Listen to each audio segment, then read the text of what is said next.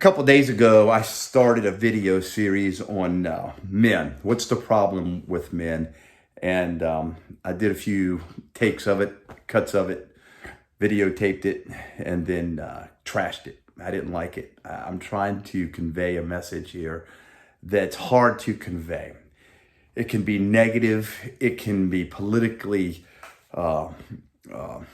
difficult because of the world we live in today. We live in a world today where everything is politicized, so we can't have a real conversation around problems, because if it doesn't fit into the right political mold or the right political box, then it's going to be shut down on social media.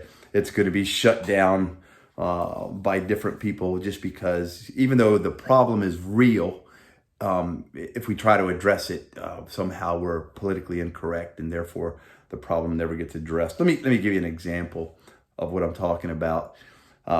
If you are a left-leaning political person, your leanings are going to be more towards women's rights, promoting women. The agenda is going to be it's going to be primarily women-driven around your political issues.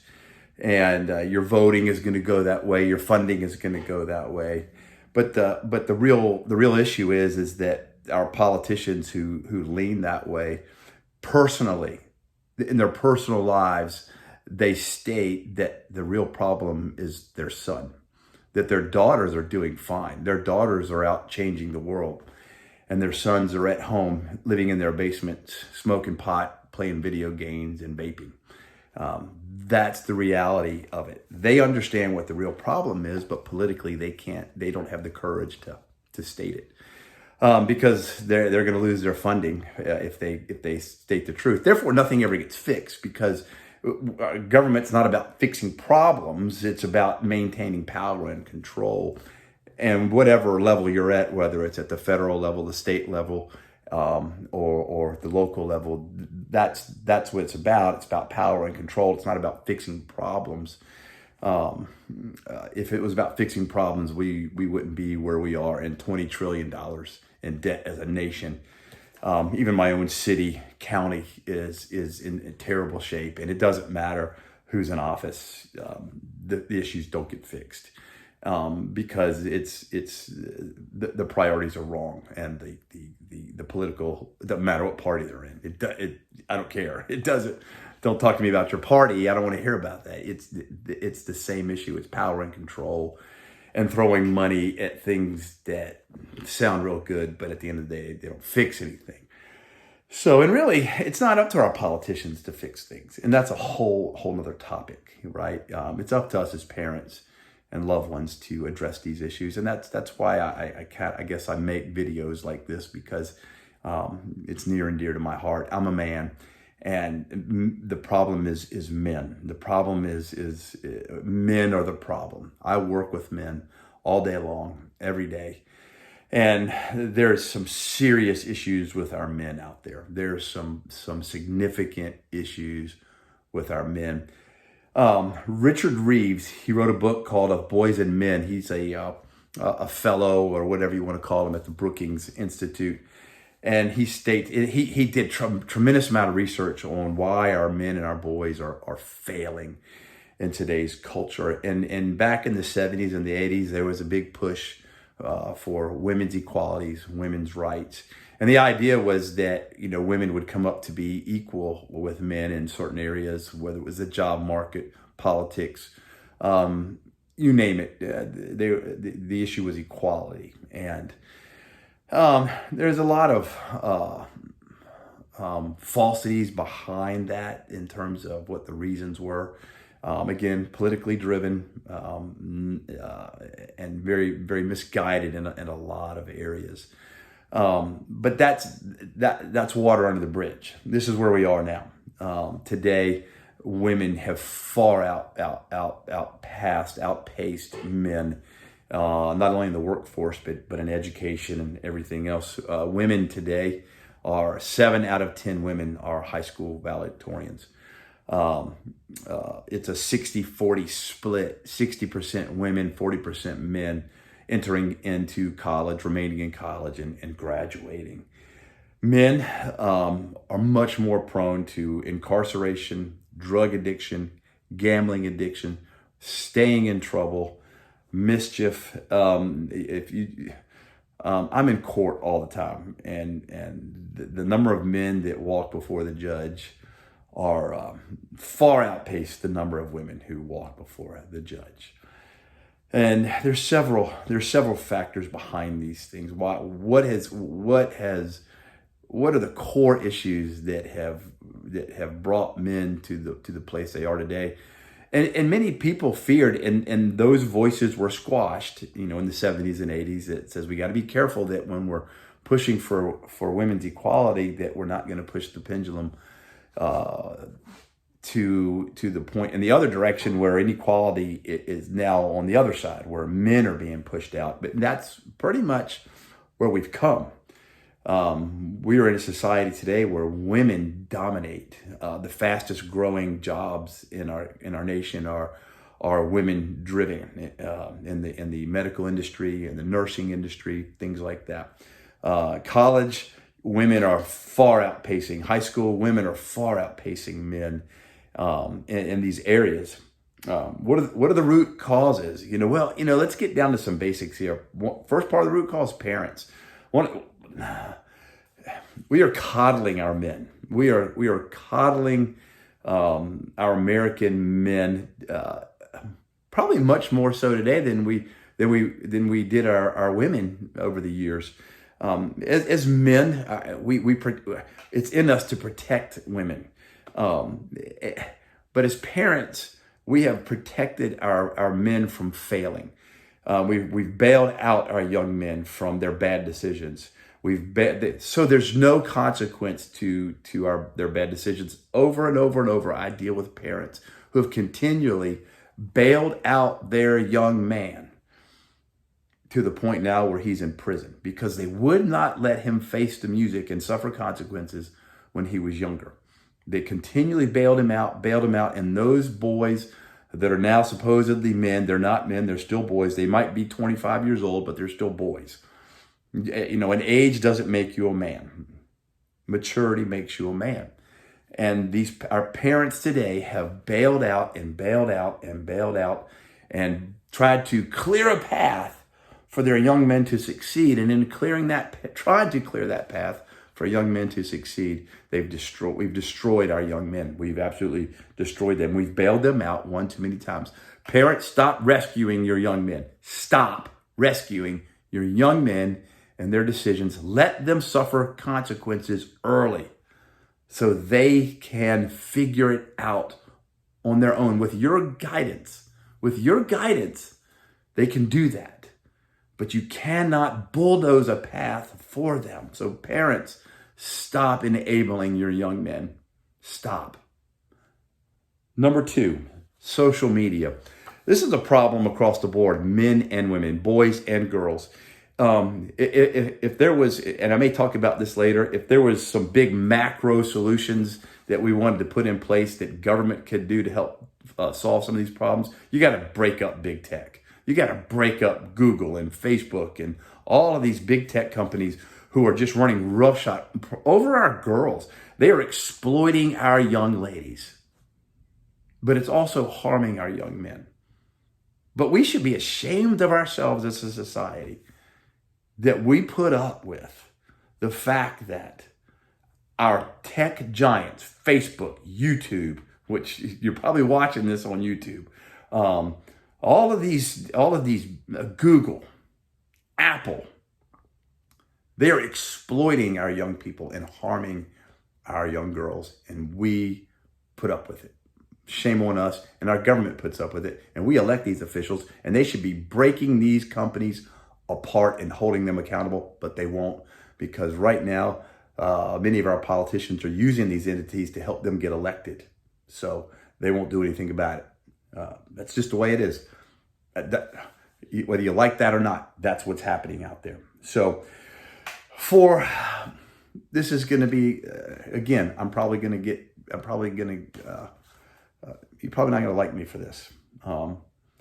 For the white male has been defined as an oppressor, as evil. Again, we're labeling people. Shame on us. I often say that we label people because we're uncomfortable with who we are. So therefore, we have to label people as, you're an oppressor, you're whatever, you name it.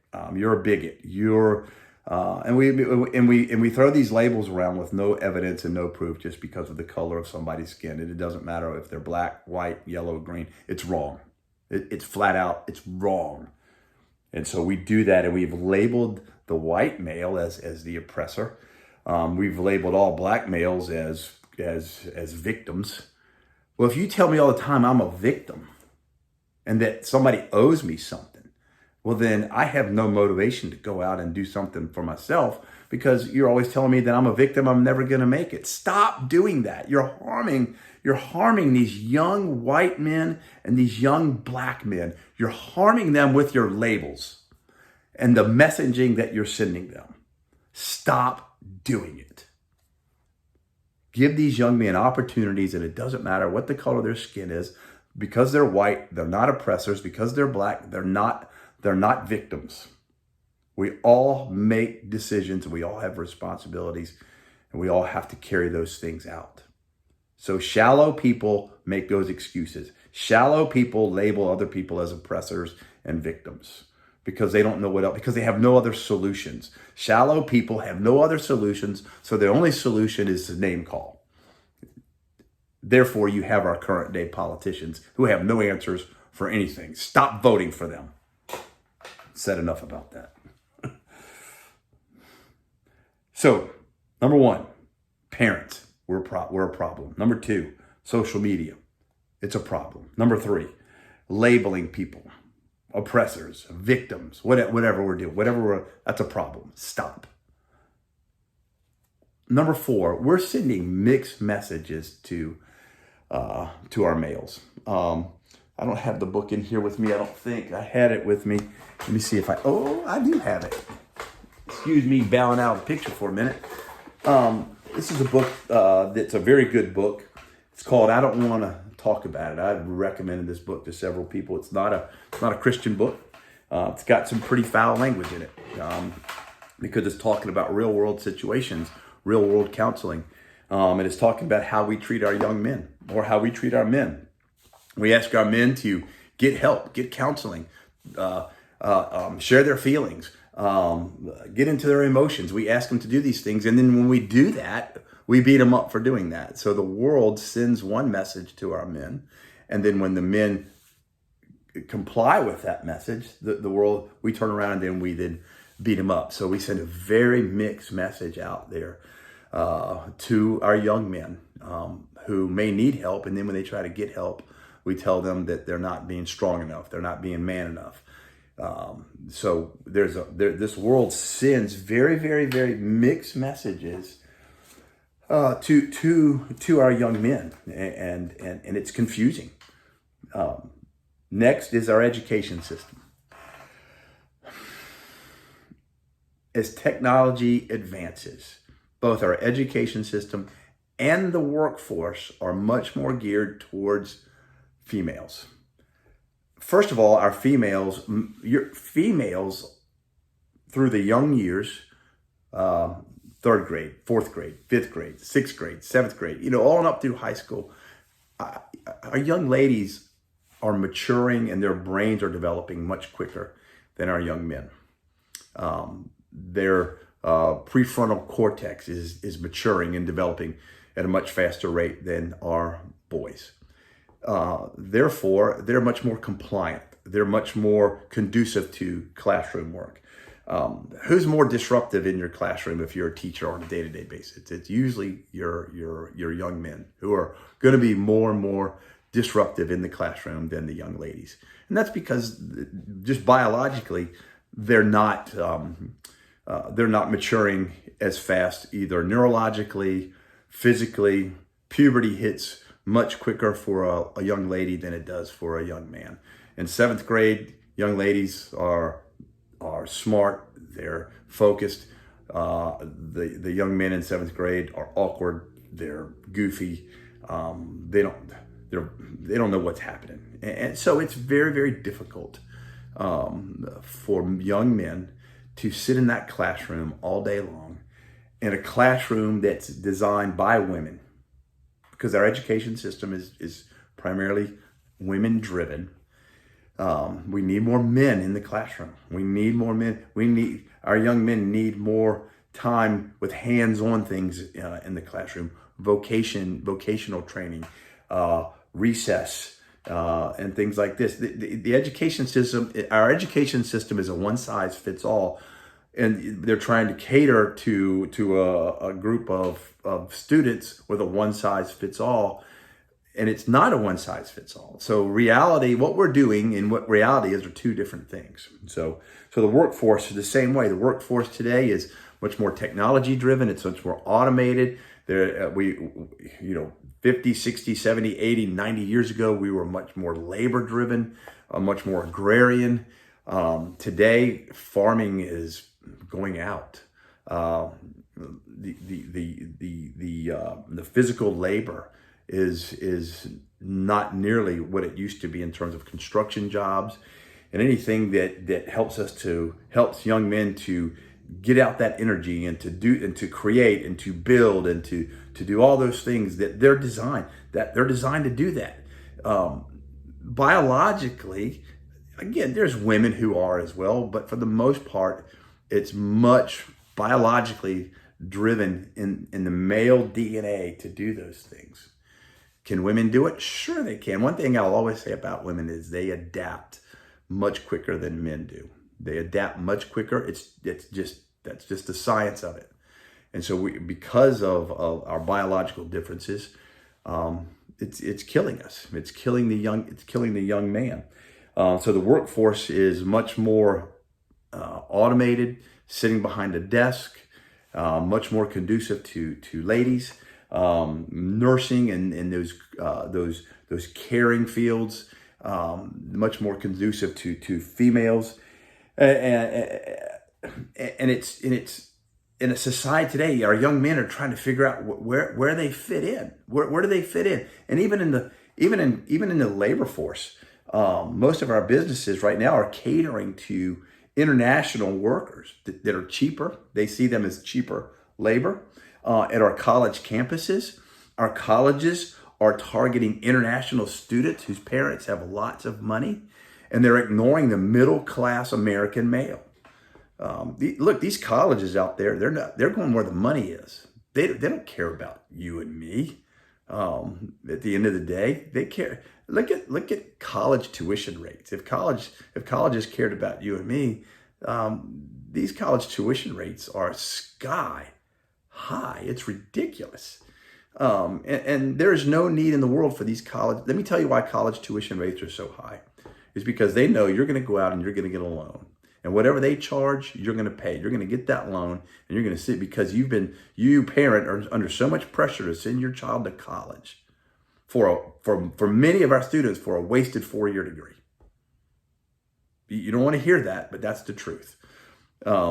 So they know that you're going to go out there and you're going to get these student loans, and you're going to put your child in all this debt, and they're going to just jack their rates up because the demand is so great, and they know that you can go out and get that loan, and you're going to do it. And it's crazy. If you do that, you're crazy. So colleges are catering to these rich international students. So the average American male is left out there with very, very little. They're struggling to find jobs in the labor force. They're struggling to find their place in college. They're the last priority in the labor force. They're the last priority in the college system. We're sending mixed messages to these males. They're struggling men are struggling for an identity today. They don't know who they are. And the message that the culture sends through TV, through the movies, is that males are not needed. I don't need you. Hey, Johnny's got 2 moms. We don't need a dad.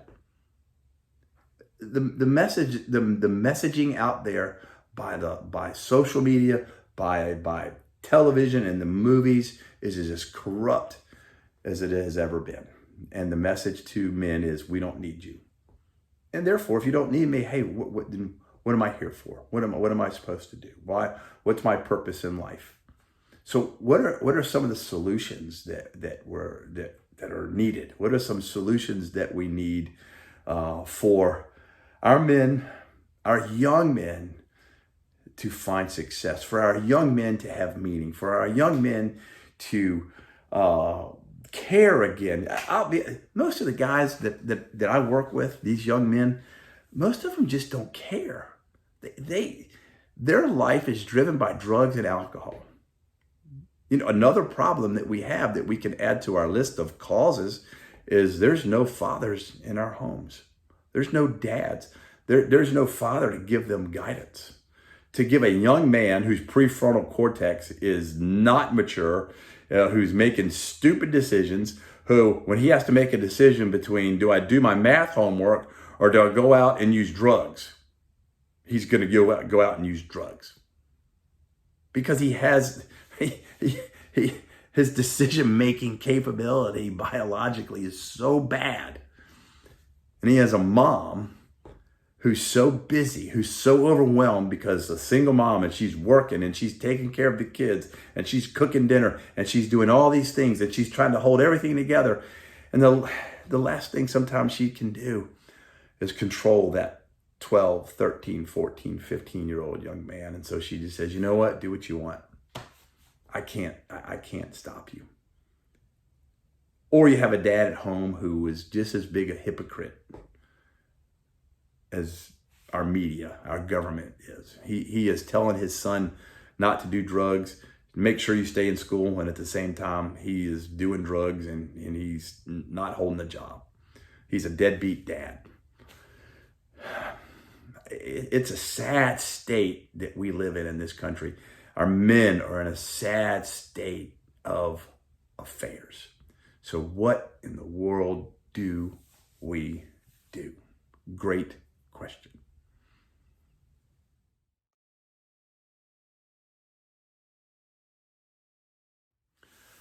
So a while back, I was riding around with some of the guys from Next Step in my truck, and there was a new guy in the program who was sitting in the back seat, and we were talking about some things, and I was listening to his rhetoric, and man, you could just tell his way of thinking. He was probably 32, 33, 34 years old, listening to his way of thinking.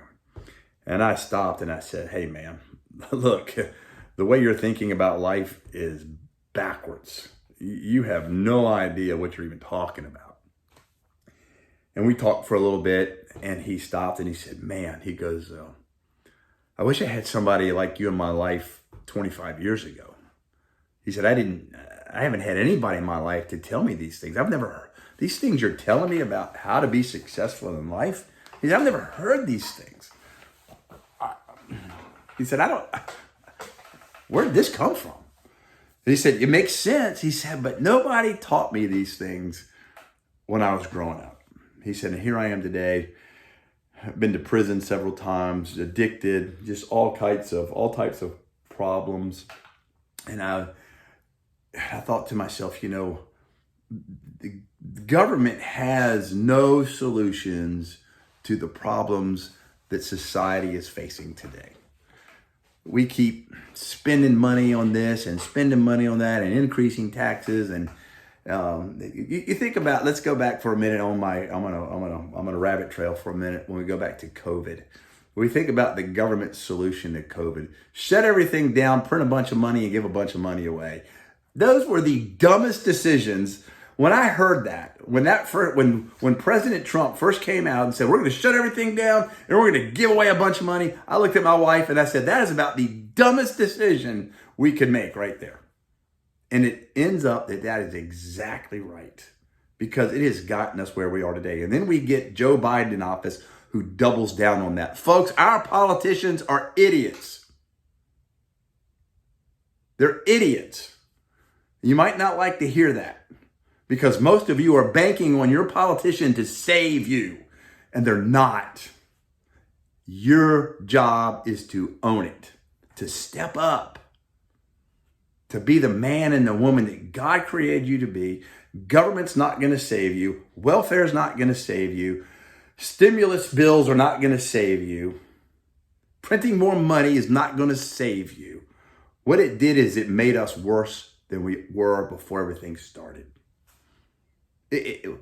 Stop listening to government. They're not here to help you. Okay? But here's some of the things, that's my watch. So here's some of the things I'm hearing, and some of the things, okay, I can see this. You know, we've got to strengthen the middle class. Oh, everybody agrees with that. Everybody agrees we need to strengthen the middle. Stop taxing people to death. A tax, you know, our politicians talk about taxing the rich. Look, they're not taxing the rich. They're taxing the middle class. That's what's going to happen. You can tax the rich all day long. The rich put their money in tax shelters. They're not taxed. Who end up getting taxed is the middle class, okay? So stop listening to the lies of your politicians. So we got to strengthen the middle class. We got to have some education reform. We've got to. Our education system is failing us miserably. So these are probably some things our government can do. They're not going to have a great impact. We can invest in vocational training. We can certainly do that. But really, it's about individual responsibility. This is what this is about. This is about individual responsibility. We need to stay married. We need to commit. We need to commit to one another in marriage and raise our children. And raise our children for the Lord. Don't raise your children for anybody else but God. Raise your children in the church, in the Word of God. Don't be a hypocrite. Live it out. Stay together. Stick to your marriage. Your marriage is a commitment. Be committed to the marriage. Be committed to the marriage. Be committed to your children. That will go a long ways in solving 95% of our problems. If people would just stop sleeping around with every woman that you meet. Guys, stop causing the problem. Period. Stop letting other people define you. We have allowed the media, we've allowed movies, we've allowed all these people to define who we are. No, God defines who we are. God defines who men are. God defines who women are. That's what we are. Stop listening to all the other voices out there. Shut them off. They have nothing for you. So stop letting other people, stop letting culture define you. Just stop. Don't listen to them. Number 3, men, find something you're good at and do it and make some money. Find something you're good at, do it and make some money. I hear, well, I want to be a social media influencer. Well, that's great. But in the meantime, go do something that's going to make you some money so you can support your family. You can be a social media influencer all you want. I want to be a video game a gamer. That's fine. Have at it. Do it on the side. Don't make sure it doesn't take away from your family. But make sure you're doing something that makes you some money. Now. You got to make some money right now to support your family. To put some money in the bank, to pay your bills, to save for the future. Today. Not next year. Now. And if you got something on the side you want to work, some side gig, something you're doing with social media influencing or what, great, do it. But you got to do something. You got to find something you're good at that's making you money. Not something that you're good at that doesn't make you money. That's a hobby. Okay, find something you're good at that doesn't make you any money. That's a hobby. Find something you're good at that you can make some money at. That's a career. Okay, go do that. You have to. You don't have a choice. Go do it. Okay. So number 1, if you get married, stay married, raise your children. Raise your children in church. Raise your children for the Lord. Number 2, stop letting other people define you. Number 3, find something you're good at, find your strengths, and go to work. Take care of your family. Next, get a mentor. Get somebody who can disciple you. Get somebody who can pour into your life. Like I said, many men out there, they don't have anybody that's pouring into their life that can show them, somebody older than you, somebody who's been successful. Don't find somebody who is older than you that's never done anything. You need to find somebody with a track record of success that you can say, hey, how did you get here? What did you do? What are the mistakes you made? What did you do right? Can you help me out? Can you show me these things? Find some and meet with them on a regular basis. Meet with them weekly. Meet with them monthly. But you got to have people in your life that are going to mentor you and make you a better person. Mentors are valuable. Somebody who can disciple you in the Word of God. That's what you need. Next, strive to be the very, very, very, very best at what you do. Be the best. Paul said in 1 Corinthians chapter 9, he said, we don't run to lose, we run to win. Run to win. Our young men are out there running to, I don't know what they're doing. They're not running to win. Because they're not. Our young men are not winning at all. I come across so many young men who all they want to do is find a woman who's going to take care of them so they can go out and do what they want. So they can go out and do what they want to do. That is not going to last. That woman eventually is going to say, you're a deadbeat, get out. They're only going to put up with that for so long. And then they're going to throw you slam out. So strive to be the very, very best that you can be. What God has called you to be. And I'm sure there's a whole bunch of other things that we could sit here and talk about and say, we could do this to help our men, and we could do that to help our men. And I'm sure we could. There's lots of things that we can do to help our men. But our men are failing. Our young men are failing. And as our young men fail, society fails. Our children need dads. Our children need productive fathers who love their mothers. A man who loves his wife and cares for his children and stays and sticks no matter how hard it gets.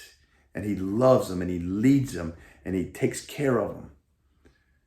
And he respects his wife and he loves his wife. And he hears her and he helps her. And he advocates for those who have less than he does. And he helps those who are, I was thinking about this.